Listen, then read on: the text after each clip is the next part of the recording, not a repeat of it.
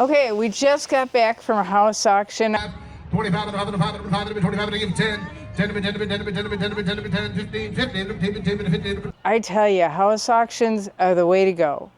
They have to get rid of the stuff. Usually it's somebody passed away or they're downsizing and they just have to get rid of the stuff. So you get some really good prices. I'm going to show you what I found here in just a second.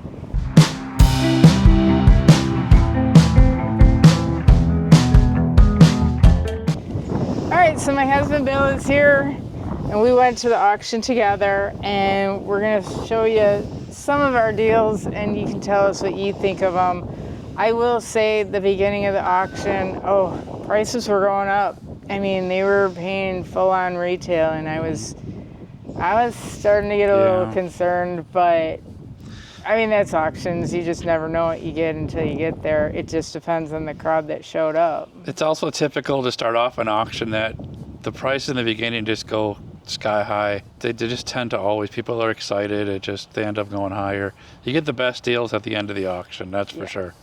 Yeah, so it is worthwhile to stick around in the end and you'll see what we got. You don't get the higher end quality stuff usually at the end. They try to bring that up closer at the beginning of the auction, but I think we found some pretty good stuff even at the end of the auction. We'll go through the stuff. You tell us what you think in the comments and see what you think we did, but we'll show you what we got. All right, the back of the truck, I will say, is a lot of the stuff we got at the end of the auction. So now, laugh if you want. It's a little tube TV, but believe it or not, there's a market for these tiny little tube TVs, especially since it has the remote.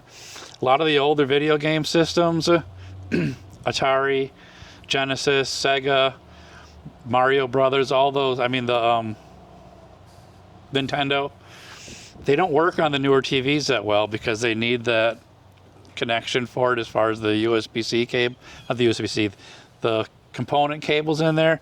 So people are buying up these old tube TVs in order to play those old retro games on them. This TV was at the very end of the auction. They throw a bunch of stuff on a table. You get choice off of a table for $5. For $5, I grabbed it. We're gonna go ahead and test it. For $5, you could probably turn something like this into about $40, $50, $60. You gotta look them up. So that's worth it. It's a tiny little TV. It's not gonna ship for too much. I'll do that all day. This was my $5 deal. This was at the very, very end. I think there were 5 people left at the end of the auction. And actually, this is a box full of handbags and sun hats. How does it look? You like it? Oh, wait. Wait. It's even got a flower on it. It's purple, so. Should I become part of the Red Hat Ladies Club? How does it look? Anyways, I got this whole box for $5, and the stuff at this auction was pretty high end. This lady had some other handbags there that went for a good price. So for $5, I felt like it was a good risk. This one, Billy looked up on the way home. It's Etna Agner? I don't think I pronounced that right. But it's a vintage handbag, and I tell you, it's genuine leather. You can tell it was high quality. He already looked this one up. It was $40. This one is a vintage handbag, and it was made in Japan. So I think that one will do pretty good. This one, I don't know. We'll have to look it up. Empress, made in USA. You know, made in USA, you know, it's probably an older 50s, 60s handbag. So you just never know until you look them up what you're going to get for value on them. Here's a BOC, and it still has the tags on it. Original ticket price was $40. So, you know, for $5, I think I did pretty good on this box. And we'll see. I mean, it still has... It even still has the freshener tag packets in there. You know, I think we'll do good. What is this? A charging charger. a cell phone charger. Oh my goodness, it's got a cell phone charger built into it. It's even got the cord still. So, I don't know. It's pretty cool. We will see how we do. We'll go through the box in more detail, but I think for $5, I feel like we did pretty darn good. And look them all up. Oh, there's a bunch of these Yeah. cloth pigs. I can't think of the name of them now. Who knows? Maybe it isn't name brand. I don't know, but All you can say is don't leave anything unturned. This is when you start learning stuff. You buy these boxes, you start looking up brands you've never heard of, and now all of a sudden you got a new bolo that you can be on the lookout for. We learned a lot off of those cheap $5 tables. yeah, we love the $5 tables. This was my purchase, and I don't know if I did too good on this one, looking at them. But obviously, you know I like records. The 45s look like they're kind of beat up. But it was a box of records that was sitting there, $5 on it. A lot of them Frank Sinatra won't sell, but there was one cool one in here. Rocky. Original motion picture. I might end up keeping that one because it's kind of cool. You know, and for $5, if you like something, I mean, just because we do this as a business doesn't mean that we don't buy stuff sometimes just because we want to keep it.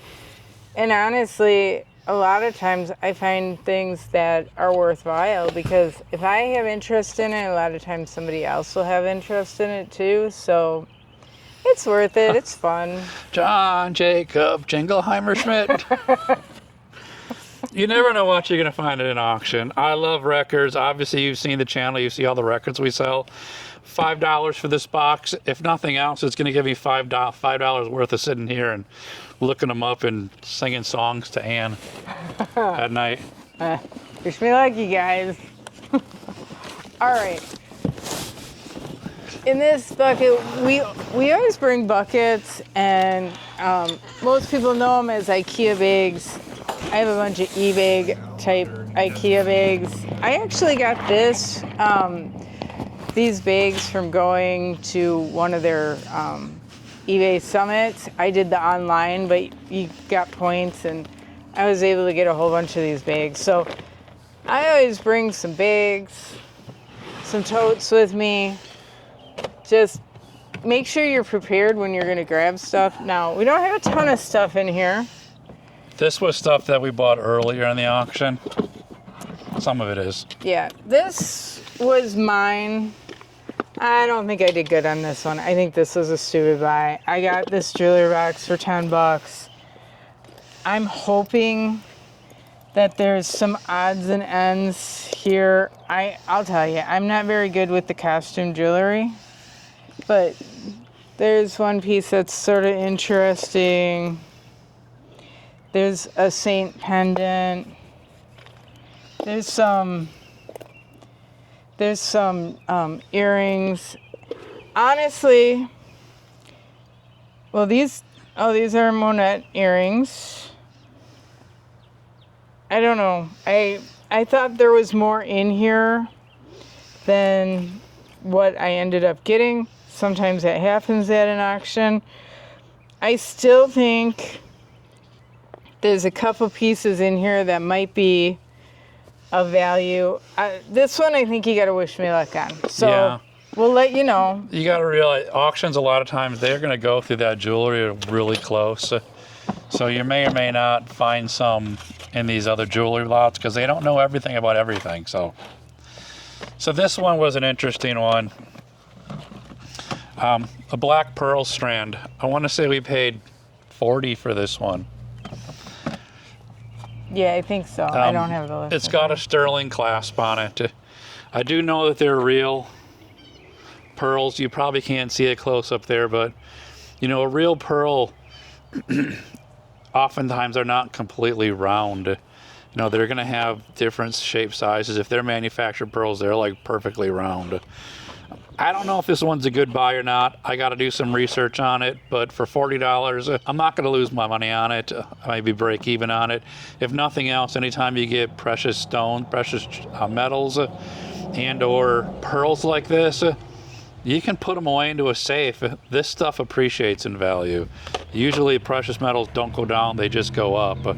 So even if you overpay for something, not massively, eventually it's going to catch up to the value you paid for it. So this was my, let's just give it a shot buy, because I thought they were cool and they went for a price I was happy with. Okay, these, let's show you each one right away. And it actually it has an art store label on it as well.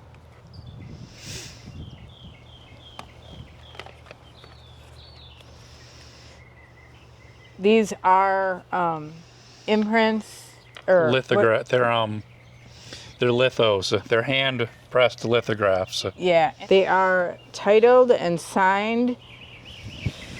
Billy, you probably can explain this. I looked up the artist while we were there, and they're all from Charleston, is it? Yes, they were from Charleston. They're all from Charleston. The artist is actually a registered artist from Charleston that is known for her lithographs. She was born in the late 1800s, and I think she died in 1957-ish. I'll put the name of the artist here. She is known for lithographs of the Charleston area. We paid $40 for all three of them. You got to do a little bit more research on them, but we're estimating the value to probably be close to $200 in that range for each of them. Not a bad buy. It was, well, $200 is for probably larger ones, wasn't it? no, for those smaller ones even, I'm thinking, because the larger ones on eBay right now are going for about $800-900. So And, the $150, $200 range is probably a pretty close estimate on those. Well, and I'll tell you, this is something that I actually purchased because, once again, I looked at these because it brought my attention. I was very interested in them. So honestly, for $40, I think we're going to do really good on them based on the little bit of research we've done so far. But if not, I'm fine keeping them. But honestly, if they're that price, I'm definitely going to sell them. If you buy something you like, it's not that bad of a purchase. So. Right. But I think we did really good on these, and I'll be happy to sell them. I mean, now here's the other question. Do we sell them individually, or do we sell them as a set? I mean, what would you suggest? Let us know in the comments. What's your experience? Let us know. The next purchase was a me purchase. You know, I love watches. We're always doing watches. So they came up with this bundle lot. I paid $40 for it. It's got a ladies tank watch from like the 20s, another smaller one, probably 30s, 40s, 50s. A men's Timex watch in there, just a base metal. This one is another Anne Klein ladies watch, nothing to it. But I ultimately bought the lot because of this watch right here. This is a 1930s tank watch. It's by Elgin. It's actually one of their higher grade ones called Lord Elgin. This watch is a gold filled. I won't go into detail on gold filled, but all in all, this watch right here, along with the other ones, I'll probably turn this watch for $70-80, just the way it is, the way it sits, and then I can just kind of jump on the rest of them for $30-40.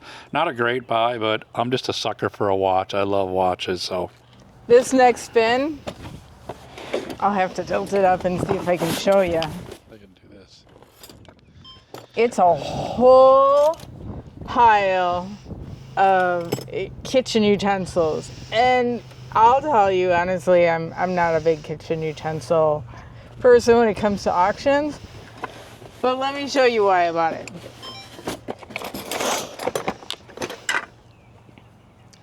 I love ice cream. I have an addiction of ice cream, a very big addiction of ice cream. Look at this ice cream scoop, and it's heavy. It's like really, really heavy.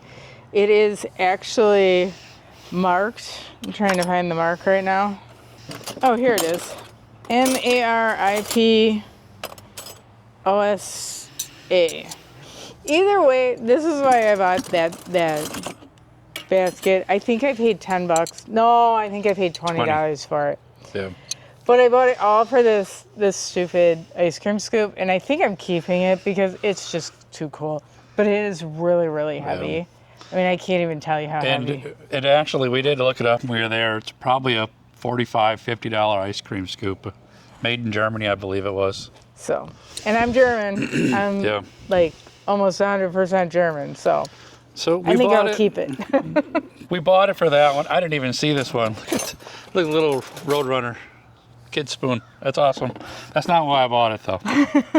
We ultimately bought it because she really liked the ice cream scooper, but there was one other thing in it that actually did make it worth buying, and that are these spoons that I saw. If you see on the end of that spoon, it says USN on it. That's United States Navy. These were naval issued spoons. I don't know what the era is on it, but military again, you can't pass it up. I'm only showing you 2 of them right now. There is a third one in there that is somewhere, it's buried in there somewhere. I don't know where it is. But each one of these spoons by itself will sell for about $20 a piece. So even without her ice cream scooper, it's about $60 before fees just in these spoons. And I really didn't do much more digging after that because this was another one that was on the tables at the end that you just aren't going to be going that expensive. So we kind of went off of the ice cream scooper and the spoon value. And she wanted us for the ice cream scooper anyway, so it didn't really matter. Yeah, and I will tell you, it was me and one other guy battling on it, and we were standing right next to each other, and we both really wanted it. So I think he finally just let me have it because he knew I wasn't going to give up. The other thing interesting in it is there are brand new spoons in there. They're labeled Northland stainless. Keep your eye out for stuff like that where it's new spoons. If you can identify them, oftentimes they'll sell on eBay just because people are replacing something from their set. And if they're new, you might be able to get $10 to $15 for them. So something to look out for. I don't know. We'll see. It's a lot more digging, but that's why those lots are fun. The next one here is in the back of the bed of my truck. The rest of this is all books in here. I bought all of these books for $5, and I know people hate buying books, but there are some older books in here. Oh, actually, there were 2 sets. Okay. Two of the boxes in here were purchased separately. I paid $5 for each box of books. They are Harvard Classics. They are actually a set. The 2 boxes are full and are a complete set. And it's probably going to be worth, so I paid $5 a box, so $10 total for the set. They're worth about $350 to $450 depending on condition. These are really nice condition. That was me doing a really quick look.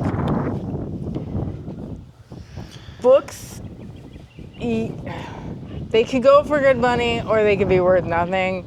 Once again, it's all about looking it up. But sets, especially Harvard Classics, they usually do pretty good. And actually, it was on the tables at the end, and the auctioneer said, "Oh, I forgot about those. That was a really good buy." That was the auctioneer's statement to me. The other lady that was bringing them up actually said she knew they were under there. She knew they were worth a lot, but the boxes were too heavy, and she didn't feel like lifting them up. So we got them for $10. Okay, so everything but 2 boxes back here I got for $5. So total spent on all the books back here is $15. Now a lot of people don't want to deal with books, and I'll tell you, certain books, they're not worth anything. Dictionaries tend to not be worth anything, but some older books can be worth money.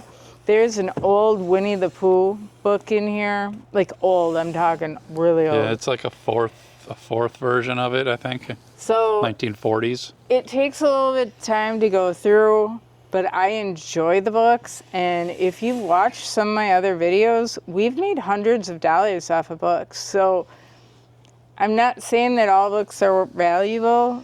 I think they're a lot of work, don't get me wrong. You got to dig through them, and you sort of get a feel for it after a while, just like anything else.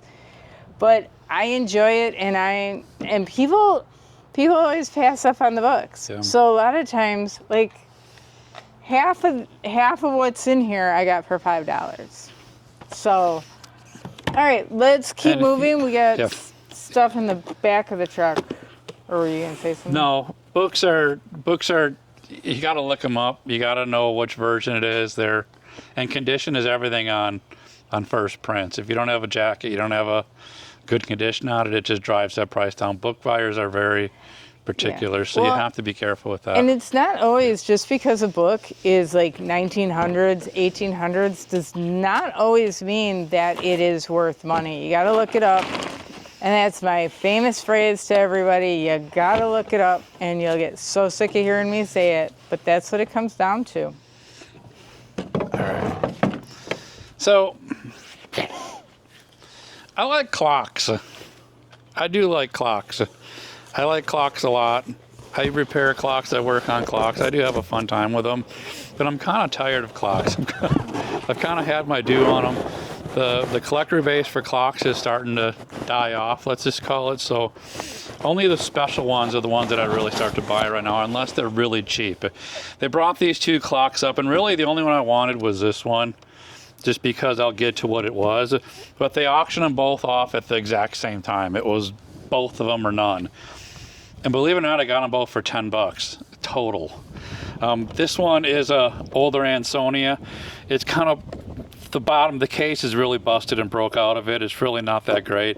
Has the original pendulum. What I'll do with this one is I'll take the movement out of it, take the face off of it, the hands, and I'll sell it that way and just scrap the case, because there's really no fixing that case, doing anything with it. You'll probably get $70 for the movement in this clock, so it was worth the purchase. And I didn't even buy it for this clock. I bought it for this one. Okay. When you say $70 for the movement, is that $70 after you clean it and service it? No, just putting it on there like that. So if I was to go through and do a clean and service on it, bushings, make sure it's running, it's ready to put on the clock, I could probably get about $150 to $200 for it. So maybe I'll do it. I got so much going on, I don't know if I'll do it or not. Sometimes it's just better to turn and burn and just get rid of them. We got so much that we're trying to sell. And you got to sell to the right person, because if they don't know how to put it in, they don't know how to run them, sometimes it becomes a little more of a pain in the butt. And sizing. I will say, a lot of times, if they don't understand the sizing, clocks can be a little bit of a pain. I'm going to be honest. That one's a very specific movement because of where the key's located. But I really bought it for this one. This is they mounted it on the back of a plaque with a duck on it. It wasn't because of the duck, trust me. It was because of the clock. This is a Seth Thomas ship's clock. Not necessarily on a ship. They just said these were really popular back in the 50s. This clock alone, even in the condition it's in right now, not running, it's missing the glass, but that is solid brass on there. You'll probably get $125 just for that clock sitting the way it is without me doing anything to it. You have to know it. Seth Thomas is a really good maker. You know, they have other lesser brands that are out there that maybe are going to be like a $60, $70 one, but keep an eye out for that Seth Thomas brass. It's got to be a key wind. That one will probably, like I was saying, $125. So $10 into $125, I don't have a problem with that at all. Even if it is clocked, I don't want to work on them anymore. So if you've been watching the videos, you know that we do a lot of records. Just a couple. I'm the record freak. I love the old vinyl records. I have an old turntable of mine. We had that one unit. I was in seventh heaven. We got that unit. I'm still in seventh heaven because every time she sells a record, I get all excited because I love records. Well, and I love them because for me, they're very easy to list. They're very easy to ship. They're very easy to store. You got to know about them though. So there's some pretty cool ones in here. This is the most expensive one that I bought. I paid $150 for this box right here. And there's a reason I pay that much for them. And I'll pull that record out right now. It's this Led Zeppelin record that they actually had. This one's a first press. It's a promo copy. That meant that this was the copy that they sent to the radio stations to demo when this was first released. So the special thing about this is Led Zeppelin's very first album, which already makes it a premium. It's the first pressing, which makes it a premium. And it's also a promo copy, which makes it even more of a premium. Along with the fact that it's a first copy, It's the fact that it's got a white label on it. So that's basically called the white label. That's what they call it. The white label, it's sampled, stamped sample, not for resale. This wasn't intended ever for resale. They only had a very limited amount of these that they sent to the record companies to sell. This one does have some condition issues. It's got a couple of scratches that I could notice on it. But considering the rarity of the album, it's really not going to hurt the value. It hurts the value pretty much, but it still isn't going to take it down to the too low. Because of the rarity of this album, I'm expecting this one to be anywhere between the $350, $400 price range we'll be selling it for. I'll listen to it and see if it plays through the skips. But this album right here is the reason why we actually went to the auction. Yeah, it was the whole reason Yeah. we went to the auction. Well, besides, you do find auctions that you tend to like going to. Yeah. We do like this auctioneer and we respect him. So that was another reason, but that record was the main reason we went. As soon as I saw the promo copy on it, I knew that this was special, even just the case, because sometimes there'll be a promo copy and it won't be a white label. It'll still be the regular label that they released it with. But I was hoping it was the white label, and it turned out to be the white label. So $150 for that box is an absolute steal simply because of this record. So other ones that were in there was the Kiss Dynasty. This one will actually sell really well. It's got the poster in it, first release. Probably about an $80 or $90 record. In the same one with that Led Zeppelin. I believe that's Physical Graffiti by Led Zeppelin. Willie Nelson, Boss Skaggs. I think I saw a Van Halen in here. The Beatles. This isn't a first press. I already looked it up before the auction. U2, Joshua Tree, U2. Jimmy Buffett will actually sell pretty good too, but there's another Van Halen in here. I saw David Lee Roth, Sting, just some phenomenal records in there. So this one was a no-brainer. I wasn't stopping at the $150 price tag. I was going to keep rolling on this one just because of that one record, because I knew I had enough room to play on this one to be able to sell the rest of the records. So pretty awesome. So what percentage do you think you're going to end up keeping for yourself? I don't know. You know what? What's funny is I'll keep like the ones, like, believe it or not, the Van Halen, as cool as it sounds, these were so mass produced.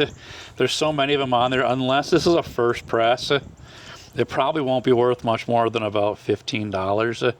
If it's a first press, that drives it up. And you can look on Discogs, you can look at the dead wax, they call it, and that'll give you the code on it. You can look them up and find out what the release is on it. If this is a first release, I'll sell it. If it's not a first release, it may not be worth me selling it. I may keep it, but I might keep 20% of them. I don't know. We'll see. So the next one, I believe I paid $80 for this one. So this one, we got some Bruce Springsteen, Simon and Garfunkel. This one is pretty good. The Yoko Ono with John Lennon. They did right on the front cover. That kind of lowers the value of it, but that one I know sells pretty good. But what it comes down to is there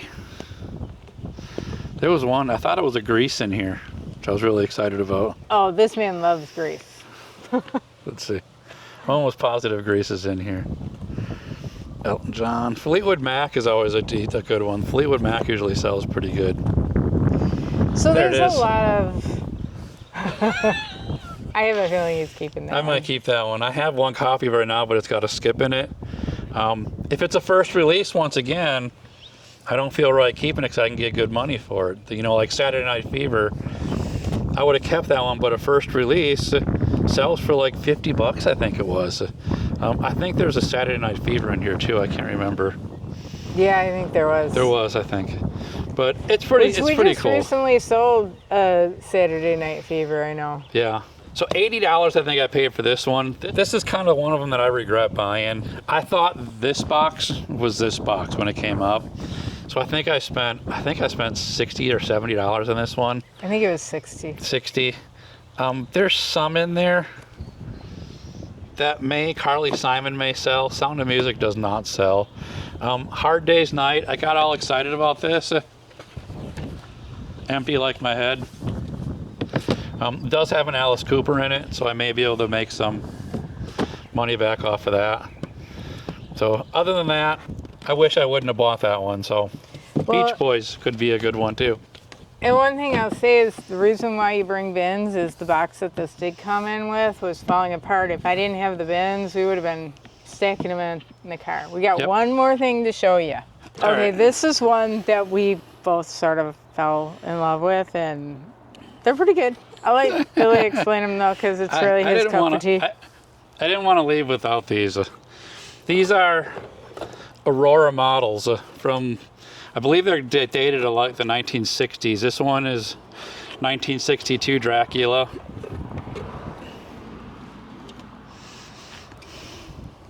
Got Frankenstein. 1963 The Mummy.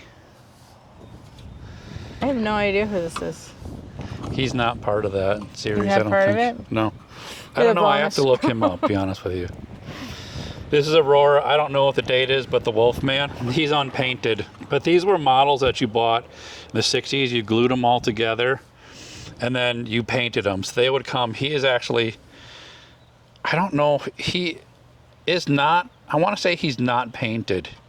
No, that one needs unpainted. He's not painted. So they would go through and paint in whatever color they wanted to paint him, like the Mummy here is painted. I thought these were going to go super high because people were just bidding crazy on them.